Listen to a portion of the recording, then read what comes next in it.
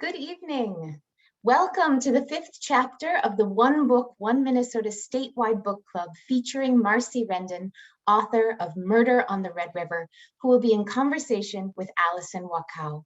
The One Book, One Minnesota program is presented by the Minnesota Center for the Book in partnership with the State Library Service and sponsored by Spire Credit Union.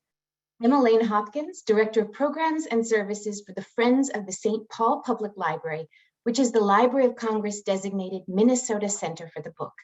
As such, we present programming that reaches all corners of our state and promotes reading, library, and our state's literary legacy.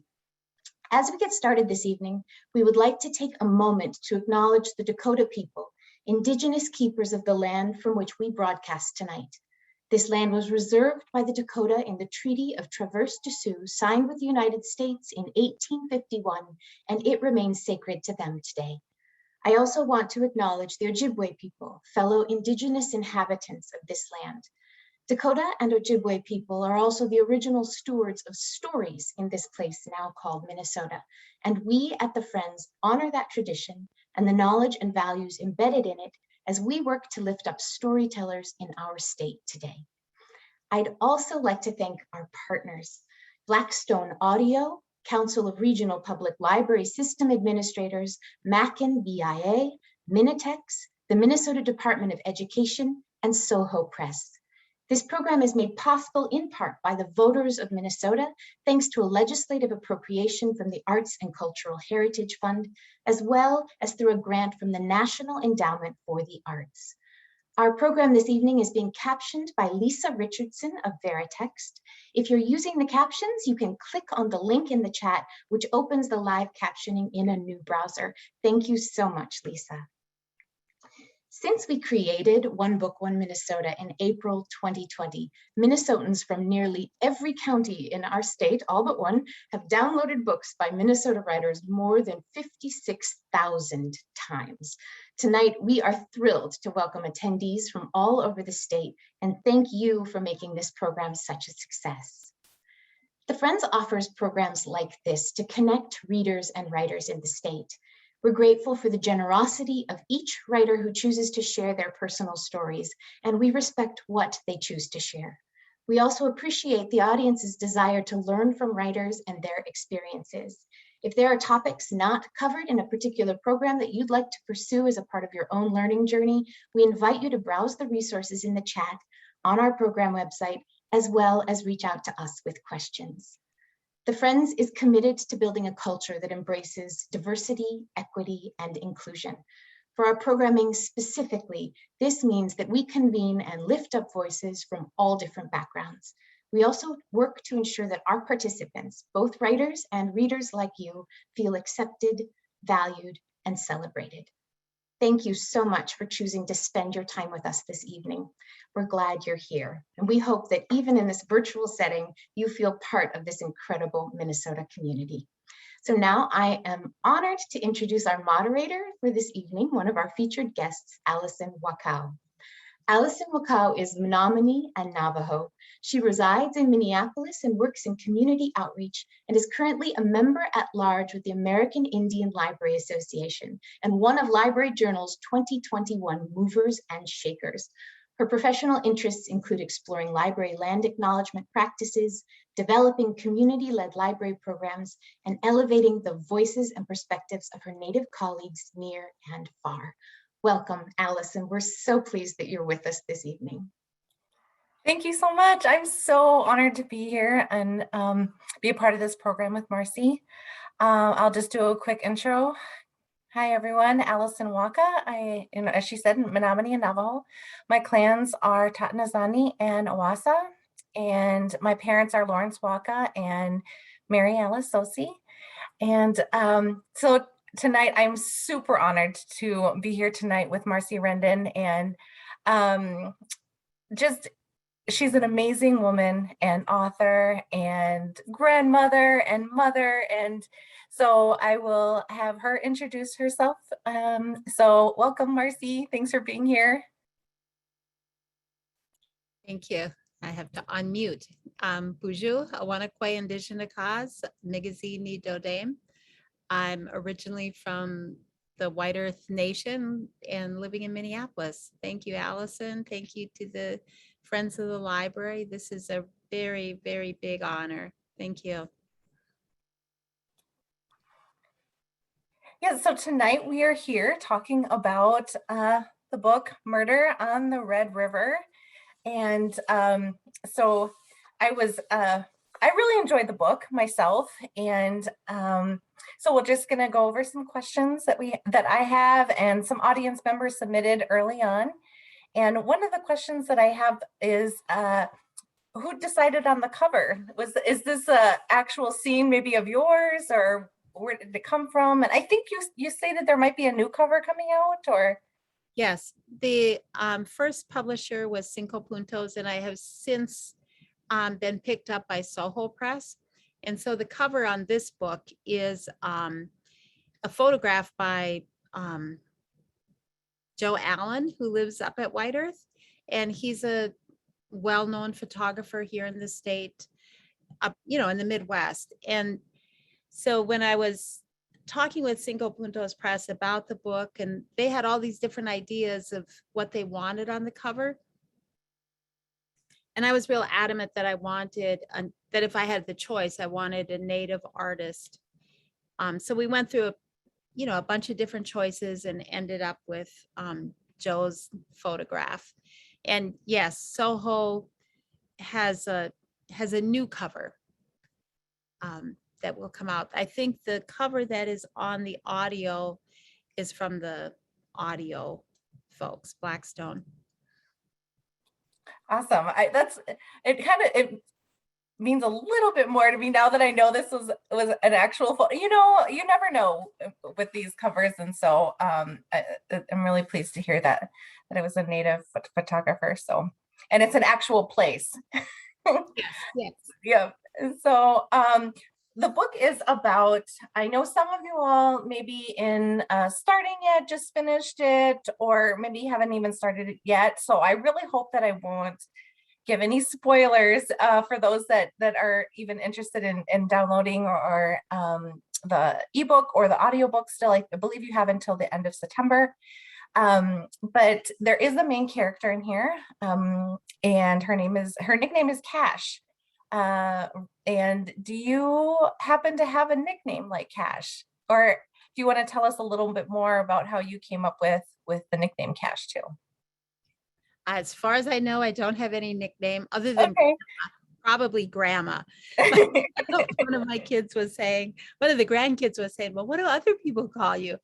Like, so I do not have a nickname. The character Cash just literally appeared. And, it was like I was working on something else and she appeared, and it was like, no, write this story. And as long as I was writing that story, the story that was coming from Cash, it was working. And I actually had to create a first name for her after the fact because she appeared as Cash. And it was like, well, this character needs like a real name. And so the Renee Black Bear name came after the fact. If that makes any sense. It does. And I think it's kind of neat how in the book you there's a part where she is a bear in it. And so I thought that was, running along the river. It was kind of a neat play on her name. And so I thought that was really kind of cute. So a lot of writers include pieces of themselves in their writing. And is there any piece of you in the main character Cash, or maybe there's another piece in the book that is a imprint of yourself? This question comes up all the time. Yeah. I mean, like this, I am not Cash. Like, no.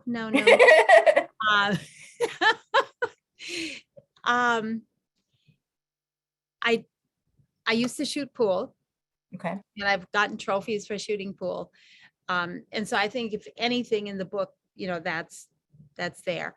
One of the things that I've heard from readers is that, especially from Native women readers, is that, they'll say, you wrote my story. And I think that you know, there were so many young people during that time period in the 60s, 50s, 60s, who were taken and put into foster care that, or if they weren't, they knew somebody. It's kind of like the boarding school issue. Like all of us know somebody who was in boarding school. And, you know, during that time period, so many people were put into foster care. And so that resonates with people. You know, and I lived in the Red River Valley. I'm originally from the White Earth Reservation and grew up pretty much in the valley, living in different places around there. So I know the land. I know the river, the land. And if anything, that is there. I haven't really been back. I've been up to, well, Pine Point at White Earth. But I haven't been back to like the valley in forever. And when I told a friend who still lives there that I had written this book, she asked me, well, when's the last time you were here? And I said, well, a long, long time ago. And she said, well, how can you write about it? But it's like when you have a connection to a place and to the land, I think it just sticks with you. So that very real memory of the water and the trees and the, you know, even the dirt, that's real. I do think, though, I know you say that you may not be like Cash, but the more I read about her, Cash is a very strong woman. And I have to say that really reminded me of you, like that part of it.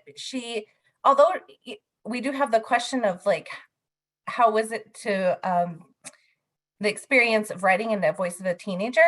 And before we get to that question, I do wonder, like, I don't really see her as 19, you know, I really kind of saw her, she even, I won't say my age, but I really saw her, maybe she has experienced so much in her 19 years already that it was, when oh gosh, he brings up the fake ID. And I was like, why would he, what fake ID? And then I realized, oh my goodness, she needs a fake ID because she is not yet 21. But in my mind, I still had that thought of her being, you know, older than she is, just with their experiences. But she's a strong woman, just like yourself. I want to pay you that compliment and say say that does come across. But so the question was, how is it writing for a teenager? How was that? Was that difficult for you, or? I think I had the same experience, or have the same experience of her, that she's really not a teenager in the sense that we think about teenagers, you know, that you normally see in TV or in movie or even in schools. I think that, you know, Cash's story, she had to grow up so fast and she's been literally on her own for so long that 19 is just a number. It's not, you know, she has so much more experience and she's had to be so much more self-reliant than so many people who are considered teenagers. So, and again, you know, I had been writing crime novels. I have 3 crime novels written that are sitting out in the garage because they're just so, they're not going to see publication. And then I thought, okay, I don't know how to write crime. I think I'll write something, a fluff thing. And I was trying to write that. And literally Cash said, no, you know, here's the story. And as long as I went with that story, like I said, it works. But she is a strong woman. And I think she exemplifies so many Native women that, given the oppression, given the history of oppression, Native women just need to be resilient and they need to be that strong. Yeah, I really like the part where she walks in to do her application for college. And I was just like, sometimes it's like ripping off that Band-Aid, you know, you have to just like go and do it. And I think a lot of women do have that experience where like, just take a breath and do it and hope for the best. And so I think that a lot of people could relate to, a lot of women could relate to that, especially new experiences and things that you just maybe didn't even think of for yourself. And then, so I really like that part. When with Cash, she talks about how she has that, I believe it's a notebook in her dresser, that if things are in her head and she just has to write it down or it doesn't leave her. Are you that type of writer where it gets in your head and you just have to, it stays there until you write it down, or what's your writing process? Yes. And I do write stuff down. And I, one of the things that I tell other writers is to never throw away anything, because you may think it's terrible writing, or you may not like it, or whatever. It's why I still have the 3 books in the garage. There's a murder in one of them that I know I'm going to use someplace. The book is useless, but that murder is really good. But I never throw anything away. I've just got, whether it's in the computer or on a flash drive or on scraps of paper, because you can always go back and recycle them, reuse them. They might not fit there, but they'll work over here. So I know you, just to kind of piggyback off that, so you studied under Jim Northrup and dedicated the book to him, I believe. I mean, I'm just guessing there, but and I think it was mentioned with poetry. So is poetry something that you're interested in? Will we see anything like that? Or I write poetry. I mean, oh, you do. Okay. I write anything and everything, literally. Yeah.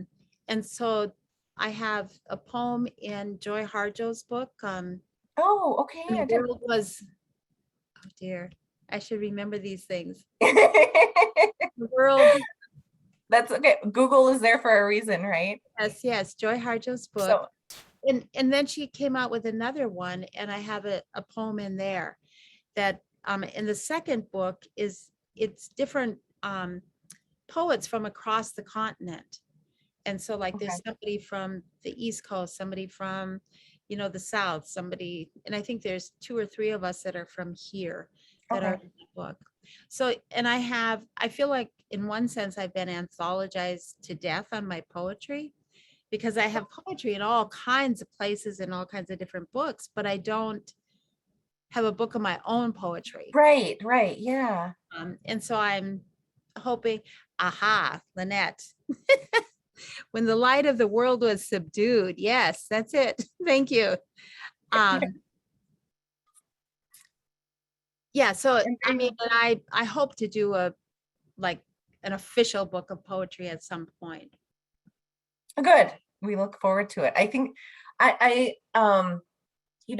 poetry sometimes is hard for me. I think I have to be in like the right mood for it. But I'm really looking forward to that in the future for you. I know we even had a submitted question asking, it was a White Earth, a fellow White Earth member asking for advice as a young writer. And so some aspiring writers are watching tonight. And what would you say to yourself possibly now to your earlier self before writing this book? Do you have any tips for yourself, or what would you say? I think that for me, my the biggest thing was that I've always been writing. I've written stories, I've written poems, I've written, my attempt at scripts. So I've always been writing since I learned how to write. But no one told me that as a Native woman, I could grow up and be a writer. And, it's like I was writing, and that sometimes I'd share my stuff with people, sometimes, but mostly it would just get stuffed away. And so I think the thing that I want to say to people is you can write, and that there are so many stories that we as Native people, not just we as Native people, but other people also have to tell, and that there really is enough for everyone. I think that people think they're too young, or they think they're too old, and you have to risk putting your work out there. You have to find places to submit to, and legitimate places. And I think that, like, there was a playwright who had 7 plays, but never submitted them any place, and then died before anything was ever produced. And some of them were like really good plays, but there's, like, people will, and I did that. I wrote, but I didn't, and I didn't know how to submit. There are all kinds of programs today, whether it's the Loft here in Minneapolis that has the writing programs for people. There's another program you can Google, We Need Diverse Voices. It's another group of people that is looking for diverse writers, and then mentors them. There's workshops. There's a yearly conference in New York, Kweli, Kweli, which is for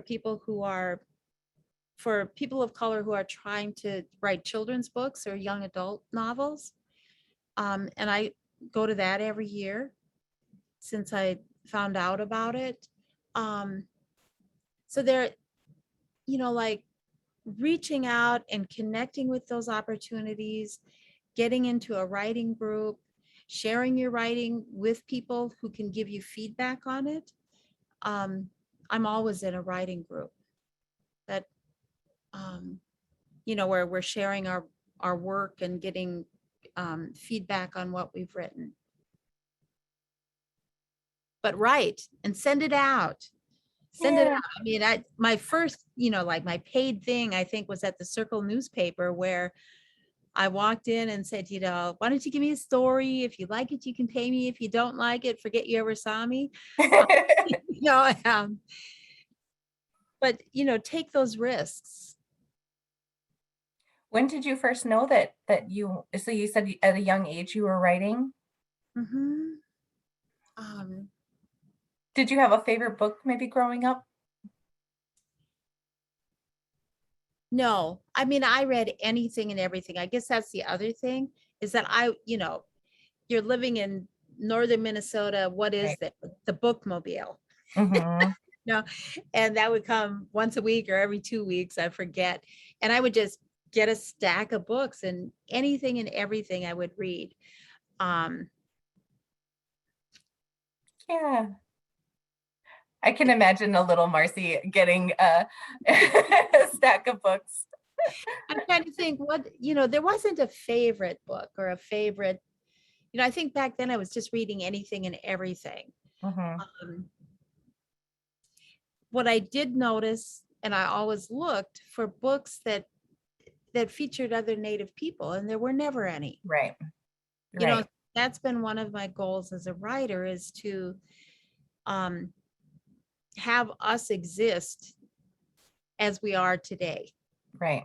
We drive cars, we wear jeans, we eat donuts. Right. We're contemporary. Yeah. We exist. Yep. And I thank you for that, Marcie, because when I read the book, I may have mentioned this to you, it's just, seeing someone with long black hair and doing braids and all that. I rarely, until I really became an adult, I rarely ever had any fiction characters that reminded me of myself, really. And so I thank you for your work and bringing that forward. And you mentioned plays. And I believe you wrote a play about Franklin Library. And so just because it is kind of a library function here, do you have a Franklin? I mean, do you have a favorite library? I don't want to put words in your mouth and tell you Franklin, but do you have a favorite library story or something you would like to share about a library? Well, for me, it was the bookmobile, because that's what there was. I don't know if people even know who grew up in a city know what a bookmobile is, but it's like a big van that they fill with Okay. books and Yeah. check them out. It was the Lake Agassiz Regional Library, I think is what it was. And you check out books. I remember at, I don't even remember how old I was, but I remember the bookmobile librarian, she kept trying to steer me to the kid books, Okay. but I was already reading, adult books. I was Right. read them. And, so she was trying to get me to go to this side of the bookmobile, and I would be over here looking at the other ones. And she finally let me just take out a stack of books that I wanted to read. And then after that, she would, sometimes she would offer me a suggestion of a book to read, biography of someone, or, I read Shakespeare. Okay. So, and the play with the Franklin Library, I've been working on a play for 15 years, easy. And it's about a Native woman who's a serial killer.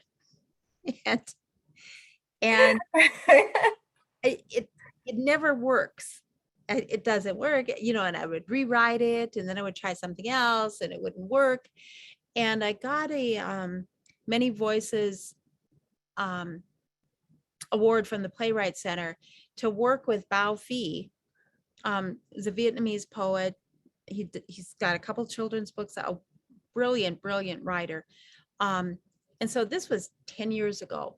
We got this Many Voices grant to work on this play.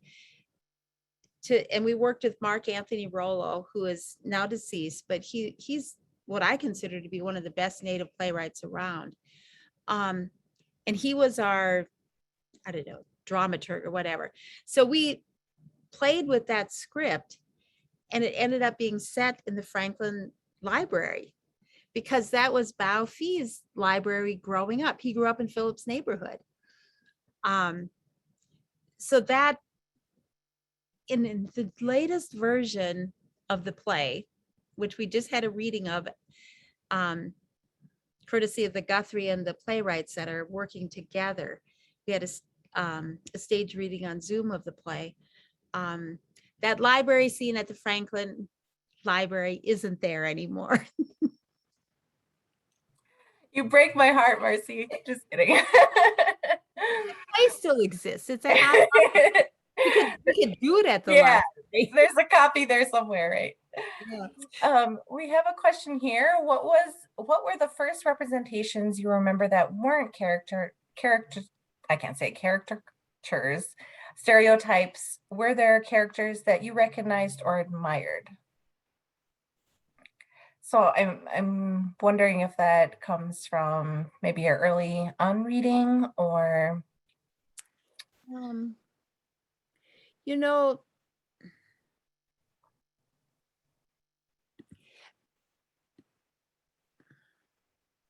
in the books, there just weren't any.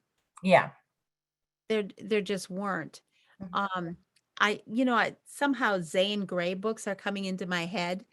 I must have read some of them at, from that bookmobile thing, but those were Westerns. They weren't like Native stories. It wasn't until I went to college that I was really hit with some of what to me were. So Frances Densmore, a well-known music ethnologist who traveled around the country at the end of the 18th century, recording Native music because she said we were all going to die off. Right. And I was working on a paper for some class when I was in college. And so I was reading her books that are at the Smithsonian. And one of the things she says is that Ojibwe people are all schizophrenic because we see and hear voices that really aren't there. And I've been mad about that statement ever since, because here's this woman who's famous. She's at the Smithsonian. People read her as an authority, and she just makes this indictment against all of my people, not just against our people, but against our way of life, you know? So those kinds of things, you know, shaped me. And then also, you know, Vine Deloria's books, excellent books about, you know, God is Red, the Bury My Heart at Wounded Knee. Some of those books that came out in the 70s that I got to read, they weren't caricatures or bad stereotypes, but they were Native people writing about Native people, and it helped shape my worldview of what was possible for us and where we could go, you know, as Native people. Thanks for sharing that. So, oh gosh, I had a question there. Oh, so you're talking about sort of like the time, and do you happen to like country songs, or was that, so it seems like there was just a lot of country, and so, or is that maybe just the time, like the kind of the rural setting maybe, or, So I listen to country. okay. I have kids, I have grandkids, they listen to all kinds of other stuff.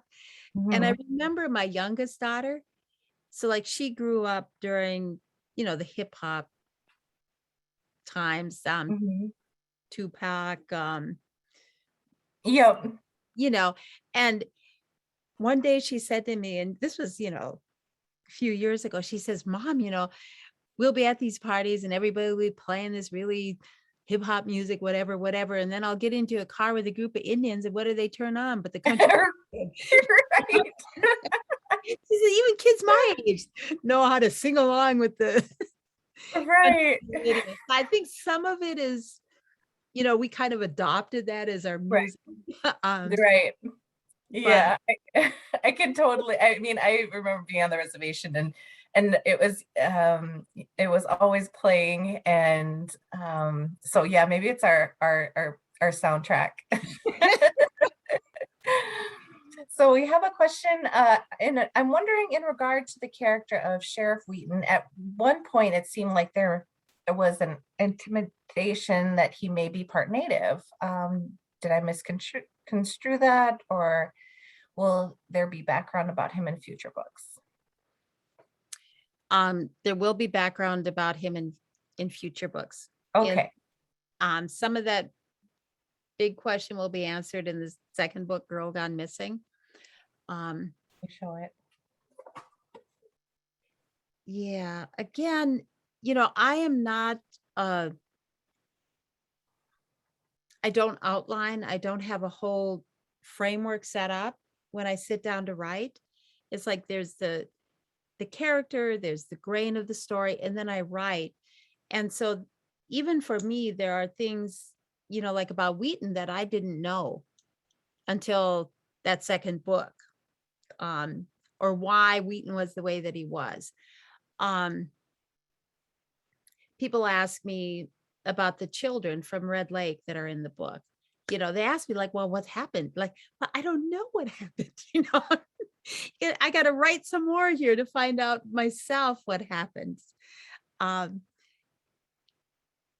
It's Yeah, I definitely wondered the same thing about the 7 children, and that could be I know there's Cash is back in this book, Girl Gone Missing, if I'm correct, right? And then you had said that there is a third in the series, or yes, the third book, the current title is Sinister Graves, and that will come out in the fall of 2022 from Soho Press. And then I started book 4. Oh, okay. Cash will appear. You know, she's going to keep going. Okay. Probably as long as I keep writing. I'm working on a more contemporary novel that I don't have a publication date for yet. And then, you know, I'm always writing something, or I've got multiple projects going. So I've got a children's book going, that play, the serial killer play that I would love to see produced someplace. That hasn't happened yet. You know, that I do have a poetry manuscript that I would like to see out there. So yeah, I've got all of these things going.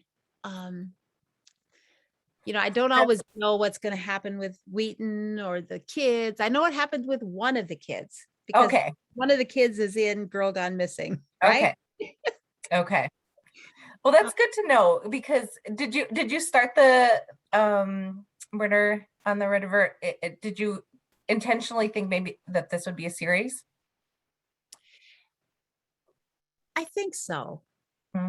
You know, it seems to me that in this genre of crime, one of the things that seems to do the best is to have a strong character that your readers can follow. And so I think that was sort of there. Yeah. Good. Well, I'm super happy. I'm sure, along with a lot of others, that this is a series.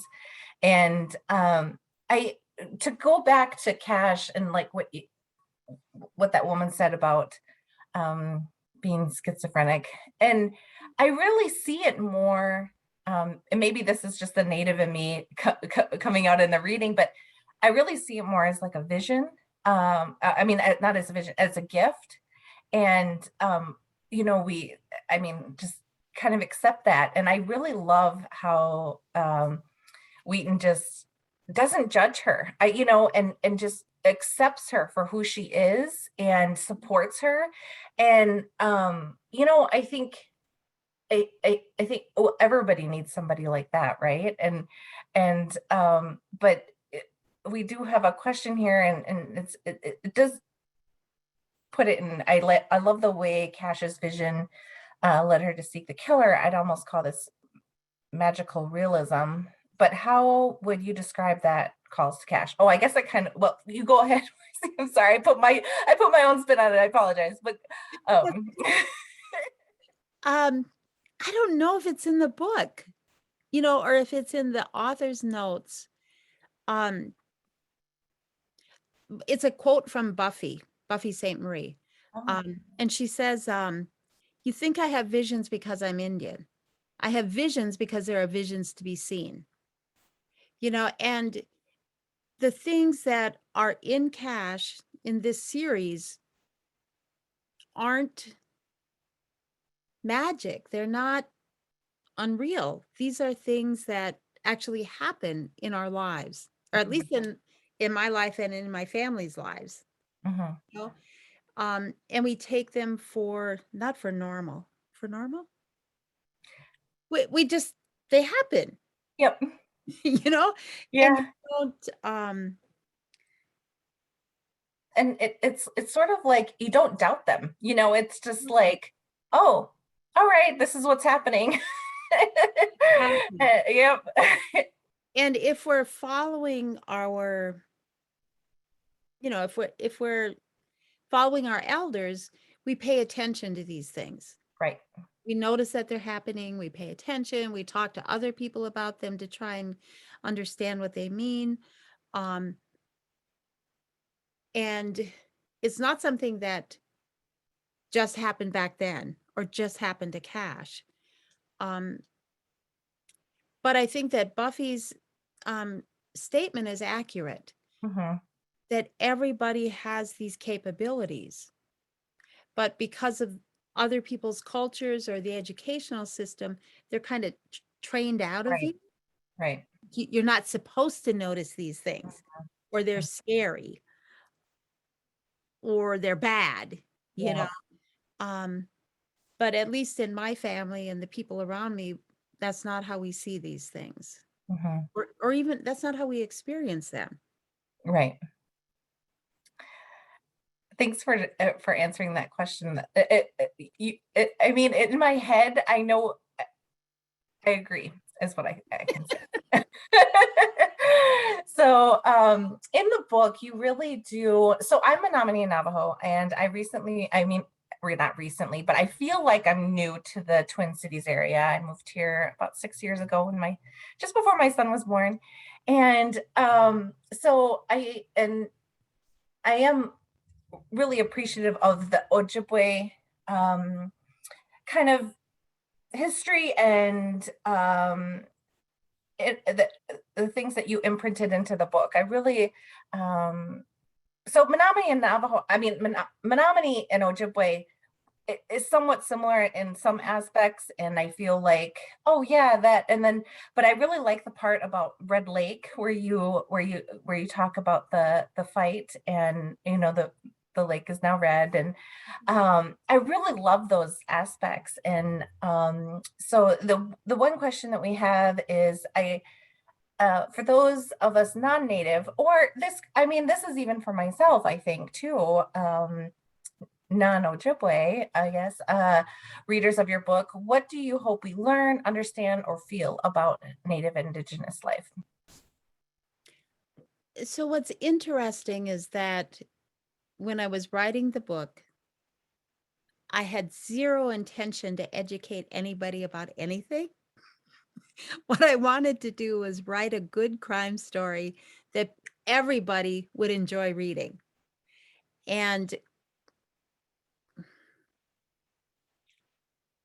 there were a couple instances, not the Red Lake instance, but there was another, one about the, like the flatness of the Red River Valley because of the glaciers that went through.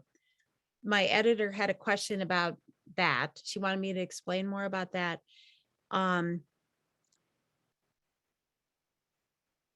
think it's on page 12 or 28, where there's a sentence that says, and then she never saw her mother again.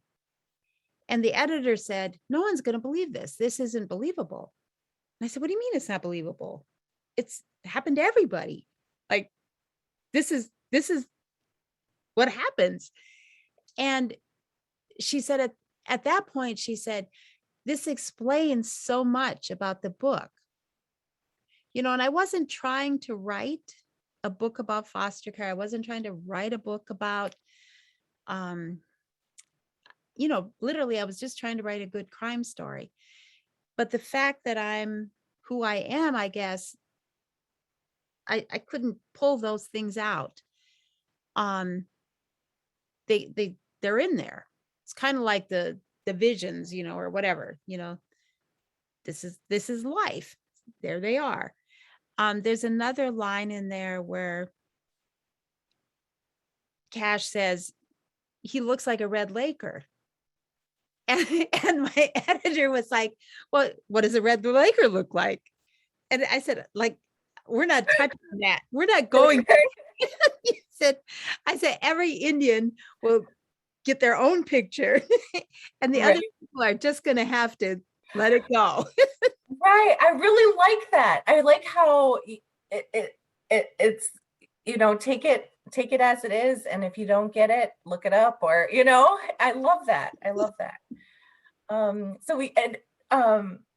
So we have this question. I would love to hear more about how you write the Cash books. What do you start with? How do you figure out something? So do you maybe know the who done it at the beginning, and what's your favorite part of writing each book? Do you have a favorite? I think like the character is there. Cash is there. I mean, she's fully here in my mind, and, I don't have to work to make her be somebody. The same with Wheaton. It's like Wheaton's there. So I think what happens first, the characters are there, and then there's the crime. There's the dead body in the field. And I didn't know who the killers were. When I started writing, I sit down, I start writing, and I just write, type away. I do take, I think you mentioned earlier, like writing down things on pieces of paper, so like there will be things that come to me ahead in the story, and I will write those down and stick them on my wall. Or like right now on this computer, I have notes written on the actual computer right here. Yeah. Like, quick, grab a pencil, write this down. So I write until I get to the end. I go to my writing groups, share writing there, go back and forth with what works, what doesn't work. And that I work with an editor that, you know, at the publishing company that says this part works, this part doesn't work. What are you trying to say here? What are you trying to say there?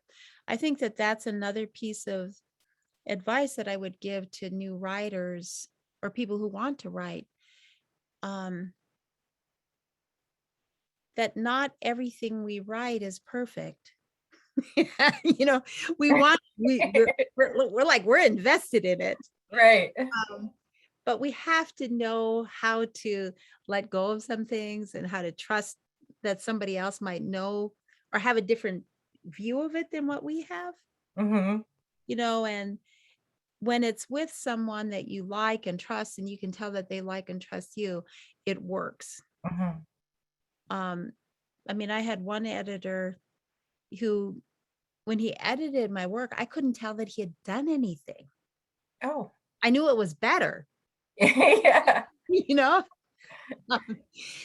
And then I've had other instances where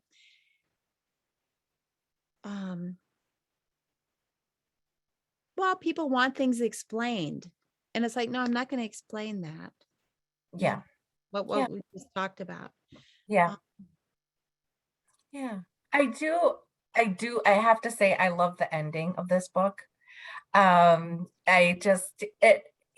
know, some books leave you, you know, I read to escape reality, right? All the emails, all the everything, like I just want to read and that's why I steer clear of nonfiction. I'm more of like, give me so I really appreciate the ending. I won't tell everybody what it is, but I really do. I really like it. So I hope that Long Braids is coming back. I'm going to pick it up and hope for the best on Girl Gone Missing. But we do have a question here. Very interesting answer about Wheaton and also about the children. Speaking of Native women writers, have either of you read Leslie Marmon Silco? Loved the work when I discovered her 40 years ago in college. So I have. I don't know if you. I have, yeah. It's a different kind of writing than what I'm doing. Oh, and I think that there's room for all of this. You know, there's room for what did you mention? Magical realism. I think my granddaughter, that's what she's writing, I think. And now she said she's trying to do science fiction. And I know that there's a couple Native writers who are trying to break into that horror genre, you know, and I think that we're at a time now where all kinds of things are opening up for people to try all these different kinds of genres. And you don't have to be just stuck in this box of Native writer, you know? Right. Yes. And more fun. It's kind of interesting because maybe I have that question for you. Like how, you know, earlier last week, I heard Peggy Flanagan, our lieutenant governor, talk about how she got this question about how are you going to serve the Native community in your, you know, and her response was, would you ask that of a non-Native person, you know? And so I was like, like good answer. But so I kind of wondered that, turning that a little bit with authors, like Native authors, like do you feel like it should be Ojibwe author, or does that somehow need to be taken into account, you know, or we're just simply authors, you know, like what is your view on that? What are your opinions as far as that goes? Seems like there's a big question that I'm just. Yeah. Yeah, maybe I'm just like, I'm just kind of piecing together this thoughts here, but I guess I mean, maybe when I was writing for you, like a post earlier, I was like, Ojibwe author. And then I was thinking, well, she's just an amazing author, you know, like, and maybe she just happens to be Ojibwe, you know, but I mean, I don't know that I can separate myself from it. My work, like, I don't know. It's a really, I don't know if I necessarily agree with Peggy, because I feel like, I don't know. Yeah. I mean, I am Ojibwe. And Mhm. I grew up in Minnesota, you know, born and raised in Minnesota, never really lived anyplace else. I lived on Pine Ridge for like 9 months, and it was like, oh my God, I've died and gone to hell because of the dryness of, you know, it would rain and dust would puff up. It was like, oh my God. It's like, I need green, I need trees, I need water. You know, so I'm just here, Ojibwe from here. Mhm. And I think that there are things that I can't write a Lakota story. I can't write a Navajo story. Right.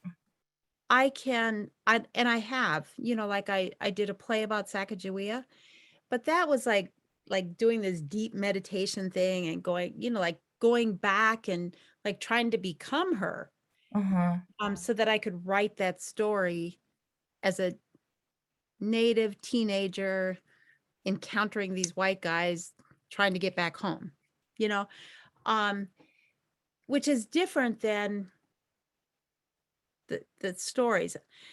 Um, I did write a play, um, Bring the Children Home. And in that play, I really tried to eliminate gender. This was before Mhm. even eliminating gender was a thing. It's like Mhm. I wanted to do away with gender. I wanted to do away with race. I just wanted it to be kids in a neighborhood. And the script was read by a group of non-Native youth from one of the western suburbs. And it was just a total flop because there was so much Native stuff in there that I didn't even know was Native. They couldn't relate to it. They didn't get any of the Oh, jokes. okay. They didn't know how to play the jokes. They didn't know how to play the characters. Excuse me. So it was like, you can't get away from Yeah. Yeah. who you are. Yeah. And I wonder if now with we have these new television series, you know, these new movies with actual, like, native characters are played by native actors, you know, and so I wonder if this would be a time to maybe relaunch that. You know, I think we're coming into a new age that I'm really thankful that it is happening, especially for my son, being able to see himself on TV and in books. And so I feel like we're in, oh my goodness, I didn't even realize the time, but we're getting close to the end of the hour. But we do Right. a couple more questions. Oh goodness, so sorry. Let's see here. We'll get a move on here. Can you share a little bit about your research process? I take it you weren't a farmer, but I may be guessing there. You know, did you have to learn about farming and driving truck? No, I did all that stuff. You did. Spend time on farms, yes. Okay. And did farm work. I mean, that's what you do in the Red River Valley. That's it. What was the other question? What's your research Oh, research. process like? Mhm. I don't really do research. What I do is I write, and when I get stuck, I do the underline thing and leave a blank, Okay. and then I will go to Google. You know? Yeah. This book though, it really took me back in time because, her getting the phone installed and, I'm just like, and in certain situations, I was like, oh, I wish she had a cell phone. She could take a picture of these guys,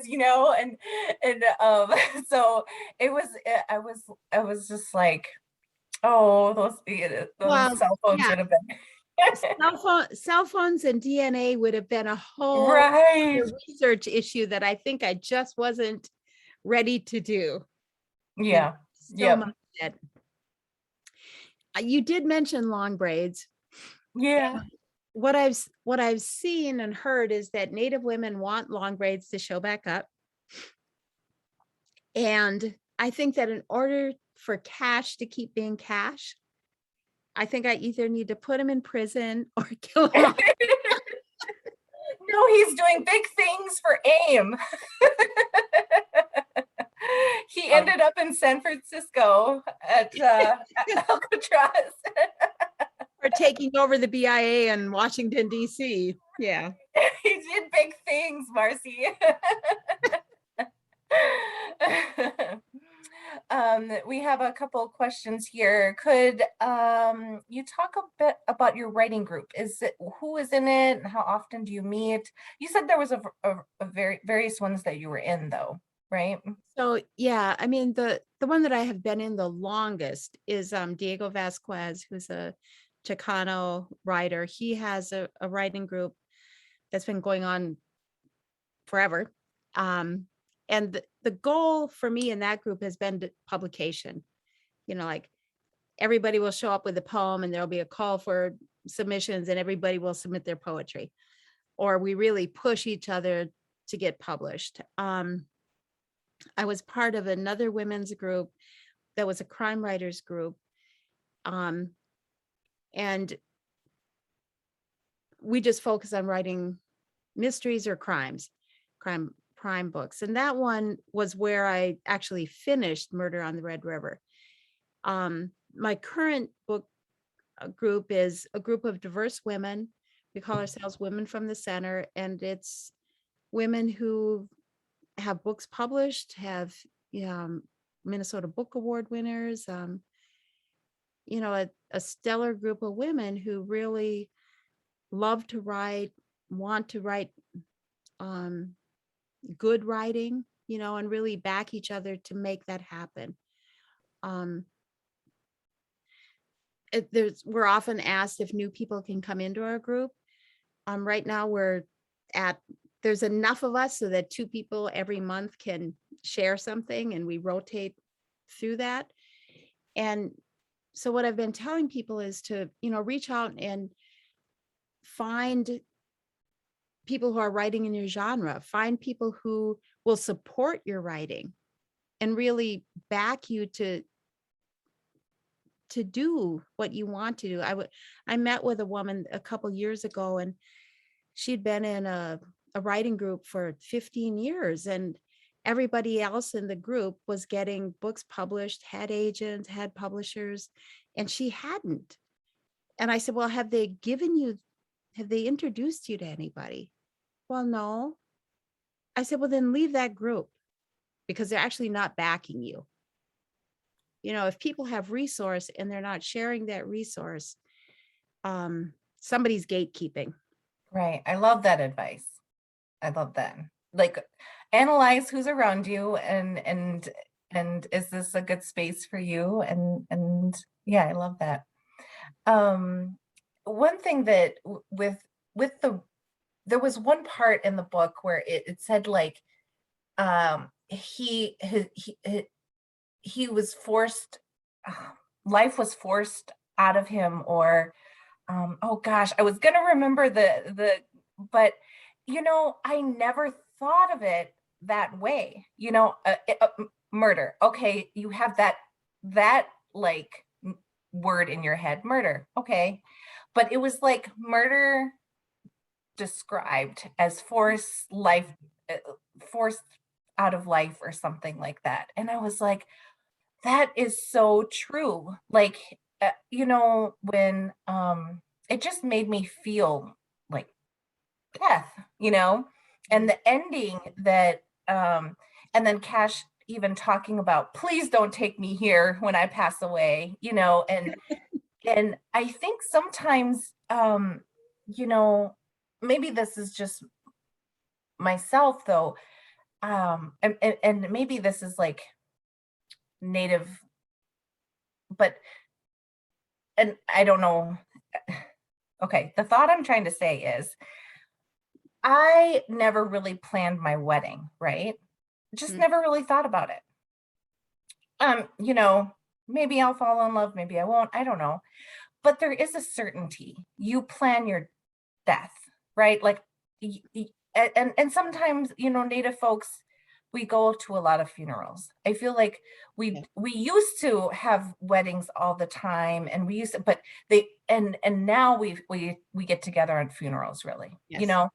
And but when I was a younger kid, I would be planning my funeral like, oh, I want this, oh, I want this, and I feel like though Cash kind of had that same like understanding that there's going to be an ending, you know, and to be treated respectfully, you know. I want, and I you know, I'm glad like in the book that Tony O, he got his wake, he got his way, you know, and sharing that there are 4 nights for us, you know, and so I really appreciate like seeing myself in this book, and I want to say thank you for inviting me to be here tonight, and it was such an honor, and reading you, knowing you, it's such a privilege, and so I thank you for tonight, and I don't see any other questions, but maybe Marcie, do you want to say anything that maybe wasn't asked, or want to give a shout out to your babies? I don't know, whatever you feel like. I don't think any of my kids are on. They're all out. I know that they're trying to buy me a lamp so that I have more light where I am. Well, just thank you. Thank you. I mean, this is, you know, the fact that I'm writing about Minnesota, that I'm writing about this land that those of us who are here so love. We love our trees, we love our water, we love our rivers. And, you know, right now there's this Line 3 protest happening. Native people really wanting to keep the water for everybody. It's not just for us. The water is for everybody. We all need water. You know, so just the opportunity to have this book read by people all across the state. You know, maybe not everybody understands all the Native stuff of the story, but people from Minnesota really do love Minnesota. Yes. You know, and we're here, and we're staying here, and we'll always be here. And we have a lot of thank yous and enjoyment. So it was really great to be here tonight. So I don't know if we have any closing remarks from Elaine.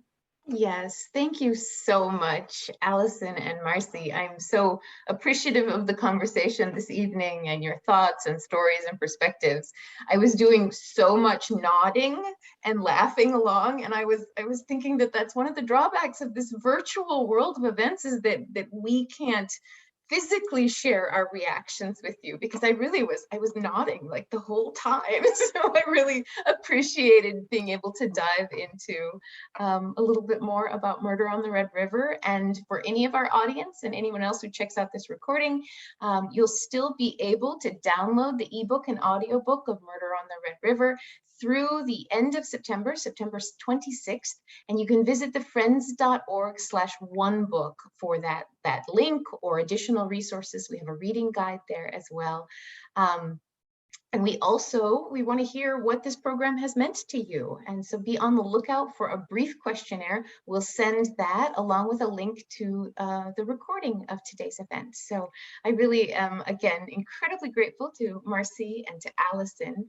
And as always, I leave these programs with an even greater appreciation for the thoughtful readers that we have in our state and our really, truly amazing writers. So thank you again to all of you for being a part of One Book, One Minnesota, and good night.